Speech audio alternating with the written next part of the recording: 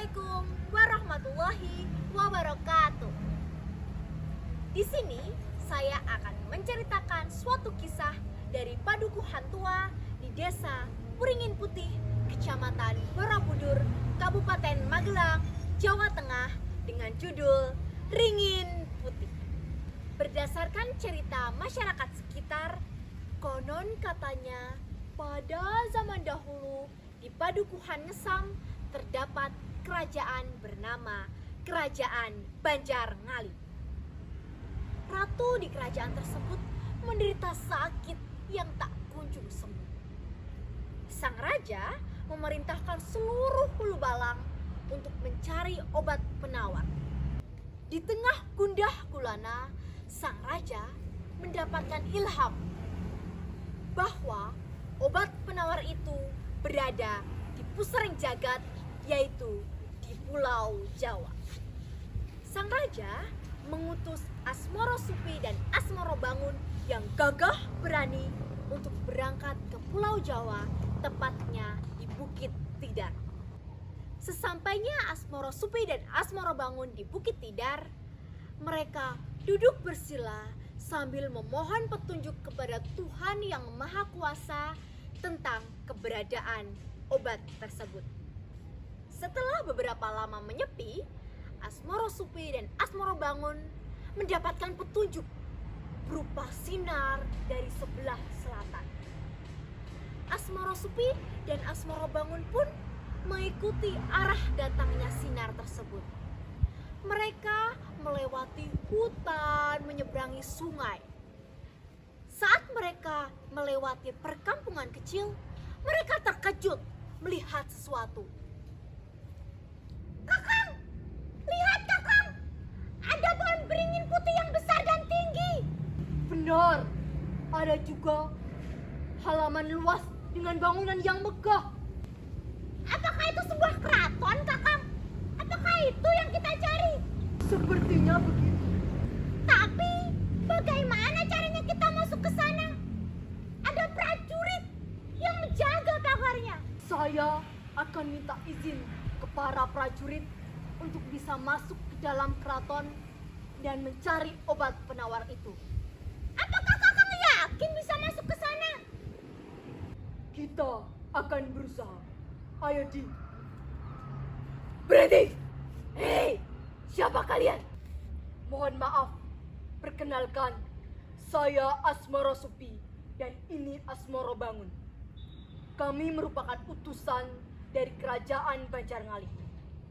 Kami diberitakan oleh sang raja untuk mencari obat penawar bagi Ibunda Ratu. Izinkan kami untuk bisa masuk ke dalam keraton dan mencari obat penawar tersebut. Sembarangan kalian! Siapapun tidak boleh masuk tanpa seizin sang ratu. Kami tidak akan pergi sebelum mendapatkan obat penawar itu. Berani-beraninya kalian dengan kami ya! Terjadilah peperangan antara mereka berdua dengan para prajurit keraton.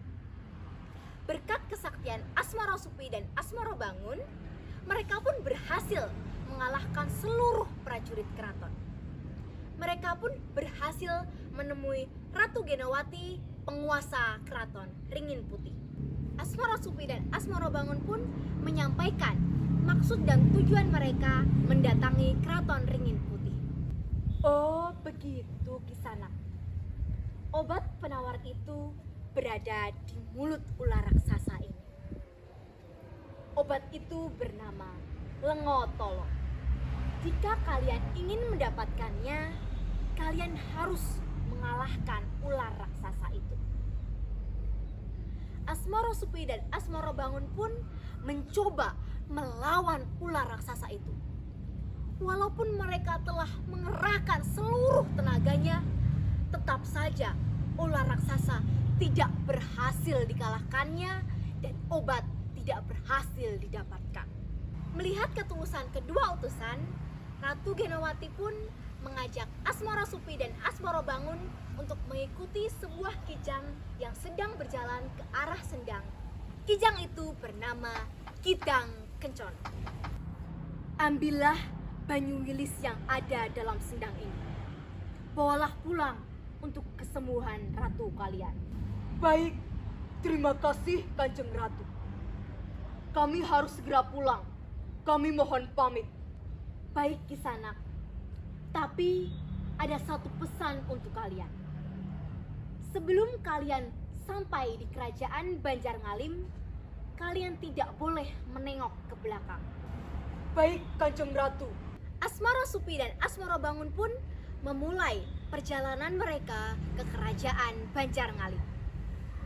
Di tengah perjalanan, mereka sangat amat penasaran, sehingga mereka sengaja menengok ke belakang.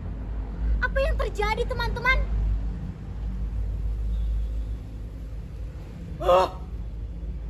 Pohon beringin yang besar dan tinggi dan bangunan itu telah hilang. Besok yen onor janing jaman papan iki tak jenengi ringin putih. Asmara Supi berkata dalam bahasa Jawa yang artinya, besok jika ada kemajuan zaman, tempat ini dinamakan Ringin Putih. Asmara Supi dan Asmara Bangun pun telah sampai di kerajaan Banjarngalim. Banyu wilis pun diminum oleh Ibunda Ratu dan penyakitnya berangsur-angsur sembuh. Demikian kisah Ringin Putih. Sendang yang ada dalam padukuhan itu masih dilestarikan hingga sekarang oleh masyarakat sekitar. Apabila ada kurang dan salah, mohon maaf dan terima kasih. Wassalamualaikum warahmatullahi wabarakatuh.